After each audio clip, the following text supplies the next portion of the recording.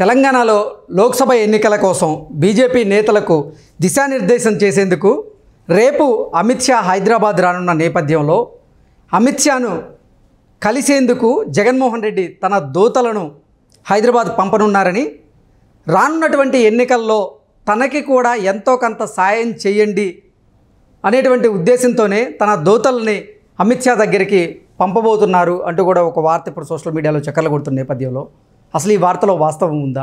ఒకవేళ గనక తన దూతల్ని జగన్మోహన్ రెడ్డి అమిత్ షా దగ్గరికి పంపిస్తే తనకి అనుకూలంగా నిర్ణయం తీసుకునే అవకాశం ఉందా అనే అంశానికి సంబంధించి మనతో మాట్లాడేందుకు ప్రముఖ రాజకీయ విశ్లేషకులు కృష్ణకుమారి గారు మనతో ఉన్నారు. మేడంతో మాట్లాడదాం. మేడం నమస్తే. మేడం నమస్తే. మేడం, రేపు హైదరాబాద్కి అమిత్ షా గారు రాబోతున్నారు.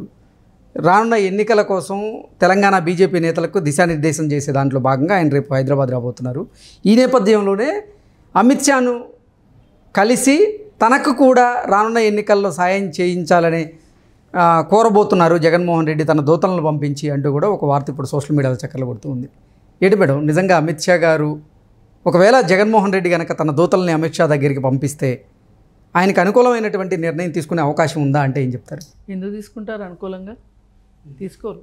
అంటే ఇన్ని రోజులు నీరు ఉప్పులా కలిసిపోయినటువంటి వీళ్ళ బంధం ఇప్పుడు అంటే ఈ పొత్తు తర్వాత కొంచెం దెబ్బతింటూ వస్తుంది. ఈ నేపథ్యంలో ఇప్పుడు అలా కాదండి, వాళ్ళు ఎందుకు సాయం చేయాలి జగన్మోహన్ రెడ్డికి? జగన్మోహన్ రెడ్డికి అంత సత్తానే, సాయం తీసుకోగలిగిన సత్తా, సాయం ఇవ్వగలగడం వేరు, తీసుకోగలగడం వేరు. ఓకే. ఇప్పుడు రోడ్డు పక్కన భిక్షగాడు ఉంటాడు, భిక్షగాడికి సాయం చేయాలి. మామూలుగా అయితే అన్నం ఇస్తే ఒక రకం సాయం, డబ్బులు ఇస్తే ఇంకొక రకమైన సాయం. ఇంకోళ్ళు ఎవరో వచ్చి నాకు చదువు వచ్చు, నీకు చదువు చెప్తాను అంటాడు. ఏది డిజైరబుల్? అవసరమైంది ఏది ఈ మూడిట్లో? అంటే ఒక్కొక్కరి అవసరానికి తగ్గట్లు ఒక్కొక్క ఇది ఉంటుంది కదా. అంటే నా ఉద్దేశం, ఆ భిక్షగాడికి మనం ఇవ్వాలనుకునేది అవసరమా కాదా? అవసరమే. ఏది అవసరం? అతని కడుపు నింపుకోవడానికి అన్నం అవసరం. అన్నం అవసరం. డబ్బులు ఇస్తే మంచిళ్ళు తాగుతాడో, లేకపోతే బట్టలు కొనుక్కుంటాడో, ఇంకేదన్నా చేసుకుంటాడు. కానీ నువ్వు చదువు చెప్తాను అనడం అది నీ ఇష్టం, వాడి అవసరం కాదు, భిక్షగాడి అవసరం కాదు. ఓకే. అట్లాగే ఇప్పుడు అమిత్ షాకి సాయం చెయ్యాలి అనే ఉద్దేశం ఉండొచ్చు, జగన్మోహన్ రెడ్డికి తీసుకోవాలని కూడా ఉండొచ్చు. ఆ తీసుకున్నందువల్ల జగన్మోహన్ రెడ్డికి లాభం ఏంటి, ఇచ్చినందువల్ల నాకు లాభం ఏంటి అనే క్యాలిక్యులేషన్ లేకుండా రాజకీయాల్లో సహాయాలు నడుస్తే అంటారా? అవసరం అంటారా?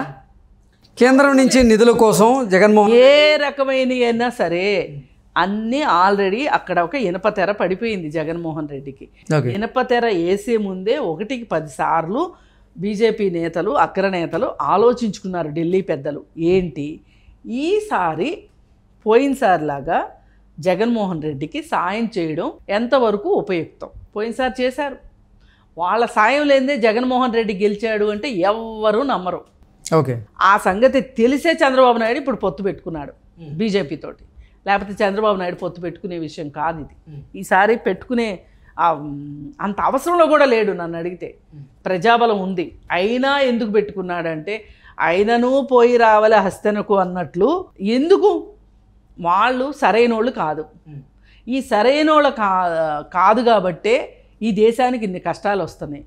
ఈ దేశానికి కష్టాలు వచ్చే సంగతి పక్కన పెట్టు, నేనెందుకు కష్టాల్లో పడాలి, నేనెందుకు నిప్పుల గుండంలో దూకాలనే కదా చంద్రబాబు నాయుడు ఇప్పుడు వెళ్ళి పొత్తు పెట్టుకున్నాడు వాళ్ళతో. అంటే పొత్తుకి చంద్రబాబు నాయుడిని ఎంత సన్నద్ధం చేశారో జగన్మోహన్ రెడ్డికి నీకు సాయం చెయ్యము అని కూడా అంతకంటే ఎక్కువే చెప్పారు జగన్మోహన్ రెడ్డికి. మరి మళ్ళీ ఎందుకు ప్రయత్నాలు చేస్తున్నారు? దింపుడుకు వెళ్ళాం ఆశ, అంతకంటే వేరే ఏమి లేదు. ఒక మంచి మాటే లేదు తెలుగు డిక్షనరీలో దీనికి. మళ్ళీ ఎందుకు ట్రై చేస్తున్నారంటే ఇదేదో ట్రై అగైన్ సాలిగూడు లాంటిది అని అనుకోకండి. అది చాలా పాజిటివ్ అర్థంలో రాసింది ట్రై అగైన్ అనేది. సాలిగూడు నిన్న మొన్నటి వరకు టీడీపీ, జనసేన, భారతీయ జనతా పార్టీ పొత్తును ఎలా అయినా సరే విచ్ఛిన్నం చేయాలని ప్రయత్నం చేశారు, దాంట్లో విఫలమయ్యారు. ఇప్పుడు ఇంకా ఏది తోచక మాకు కూడా సాయం చేయండి అంటూ కూడా జగన్మోహన్ రెడ్డి అమిత్ షా దగ్గరికి దూతలను పంపిస్తారు. అసలు బీజేపీ ఎందుకు జగన్మోహన్ రెడ్డిని మీద ఆశలు ఎందుకు పెట్టుకోలేదు? ఎందుకు జగన్మోహన్ రెడ్డిని వదులుకుందనుకుంటున్నారు? జగన్మోహన్ రెడ్డికి జనాల్లో పలుకుబడి తగ్గిపోయింది. ఈ పలుకుబడి తగ్గిపోయిన జగన్మోహన్ రెడ్డికి సహాయ సహకారాలు అందించి తరువాత పుట్టిక్కని చంద్రబాబు నాయుడు గెలిస్తే మనకి కష్టకాలం వస్తుంది. పార్లమెంట్లో చేతులు ఎత్తేవాళ్ళు తక్కువైపోతారు.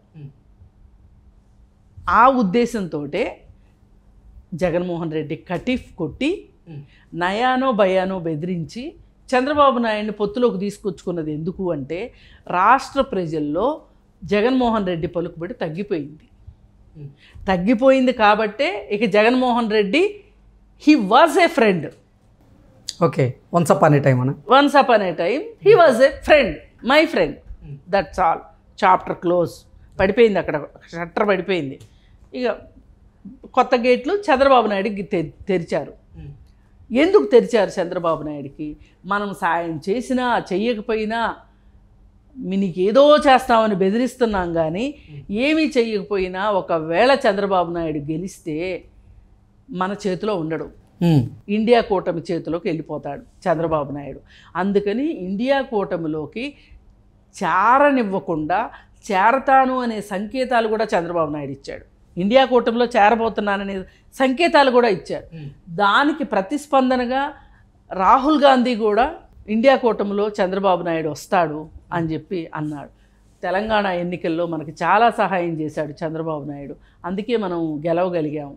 ఆంధ్రాలో కూడా ఇదే విధమైన తోడ్పాటుని మనము చంద్రబాబు నాయుడికి అందించాలి అని చెప్పి రాహుల్ గాంధీ మాట్లాడి ఇవన్నీ మాట్లాడింది ఎందుకు అంటే చంద్రబాబు నాయుడికి ఒక ధైర్యం ఇవ్వటానికి, నీకు ఇండియా కూటమి అండాదండగా ఉంటుంది అని. దీనికి ఇంకొంచెం వెనక్కి వెళితే కూడా జైల్లో ఉన్నప్పుడు చంద్రబాబు నాయుడు రాహుల్ గాంధీ ఇండియా కూటమి తరఫు నుంచి ఓపెన్గా అతనికి సాలిడారిటీ ప్రకటించారు, సంఘీభావాన్ని ప్రకటించారు చంద్రబాబు నాయుడికి. ఈ పని బీజేపీ వాళ్ళు చేయాలి. అయితే కూడా ఎందుకు చంద్రబాబు నాయుడు పొత్తు పెట్టుకున్నాడు అనే ప్రశ్న ఇప్పుడు చాలామంది మెదళ్ళని తొలిచేస్తుంది. వాళ్ళ ఆ ప్రశ్న ఒక్కటే కారణం, బలవంతుడైన నీతి నియమము ఉచ్చం నీచం లేని ఒక పైన ఉన్న ఒక శక్తి ముందు ఎవరైనా సరే తల వంచాల్సిందే. అలా వంచకుండా ఉండగలిగేది ఎవరు అంటే వామపక్షాలు ఒక్కటే. ఓకే, వాళ్ళ ముందు ఎవరైనా తల ఉంచుతారు. ఆఖరికి వృద్ధుడు రాజకీయ దురంధరుడు, అసలు ఆయనకి ఎన్ని పేర్లు ఉన్నాయో నితీష్ కుమార్ ఏం మాట్లాడాడు సంవత్సరం క్రితం? చచ్చినా నా జీవితంలో బీజేపీతో పెట్టుకోను అన్నాడు. 12 నెలలు గడిచే లోపు బీజేపీతోటి లాలూచిపడి కుర్చీ ఎక్కాడు. ఇదే ఒక వామపక్ష పార్టీ అయితే చేస్తా? మరి నితీష్ కుమార్కి లేని సిగ్గు శరము లజ్జ చంద్రబాబు నాయుడు దగ్గర ఎందుకు కోరుకుంటున్నాం మనం? ఆ స్థాయికి చంద్రబాబు నాయుడిని తీసుకొచ్చేసారు వీళ్ళు, బీజేపీ వాళ్ళు. తీసుకొచ్చేసిన తర్వాత అయినా జగన్మోహన్ రెడ్డికి ఆశ చావక నాకు తన ఉనికిని చాటుకోవాలి అంటే కనీసం ఓ 40-30 సీట్లు రావాలి కదా జగన్మోహన్ రెడ్డికి. అందుకోసం విశ్వ ప్రయత్నం చేస్తున్నాడు. సిద్ధం సభలు చూడండి, ఒకళ్ళు వస్తే 100 మంది వచ్చినట్టు, నా సభకు ఒకడు వచ్చాడంటే 100 మంది వచ్చినట్టు అని చెప్తున్నాడు ఆయన. అంటే దీని అర్థం ఏంటి? అక్కడ 10,000 మంది వచ్చారనుకోండి, 1,00,000 మంది వచ్చినట్టు లెక్క ఆయన దృష్టిలో. ఆయన అలా ఊహించేసుకుంటున్నాడు. ఆయనకున్న మనస్తత్వం వల్ల కావచ్చు, లేకపోతే అది ఆయన కోరిక వల్ల కావచ్చు, ఆయన అలా ఊహించుకుంటున్నాడు. అందుకని ఎట్లాగైనా సరే గట్టెక్కాలని చూస్తున్నాడు. ఏది గెలుపు కోసం కాదు, కనీసం హీనాతిహీనంగా ఓడిపోయాను అనిపించుకోకుండా ఉండటం కోసం, ఓడిపోయినా కానీ కొంచెం గౌరవప్రదమైన ఓటమిని కోరుకుంటున్నాడు జగన్మోహన్ రెడ్డి. అందుకే ఎంతో కొంత సాయం చేస్తే బాగుండు అనుకుంటున్నాడు. ఓకే, ఇప్పుడు బీజేపీ వాళ్ళకి క్లియర్ కట్, జగన్మోహన్ రెడ్డికి 2 వచ్చినా కేసుల కోసం మనకు చెయ్యెత్తుతాడు, 1 వచ్చినా ఎత్తుతాడు, 10 వచ్చినా ఎత్తుతాడు. కానీ 25 సీట్లలో పుట్టిక్కని చంద్రబాబు నాయుడికి ఎక్కువ వస్తే ఇప్పుడే వంచలేని వాళ్ళము అప్పుడెట్లా ఉంచుతాం? ఇది ఇంత యంత్రాంగం నడుస్తుంది అక్కడ, ఇంత మంత్రాంగం నడుస్తుంది. యంత్రాంగం అనకూడదు, ఇట్లాంటి ఇంత మంత్రాంగం నడిపి వాళ్ళు బీజేపీ వాళ్ళు జగన్మోహన్ రెడ్డికి చాలు నీ పోర్షన్ అయిపోయింది అని చెప్పి చంద్రబాబు నాయుడుతో చట్టాపట్టాలు వేసుకుంటున్నారు. ఓకే, ఇది ఈ పరిస్థితుల్లో వాళ్ళకి కూడా కొన్ని పనులు కావాలి. అందుకోసం కనీసం ఇప్పుడు మాకు విందు భోజనం పెట్టకపోయినా పర్వాలేదు, కనీసం మజ్జిగన్నం అన్నా పెట్టండి అని కోరుకుంటున్నారు.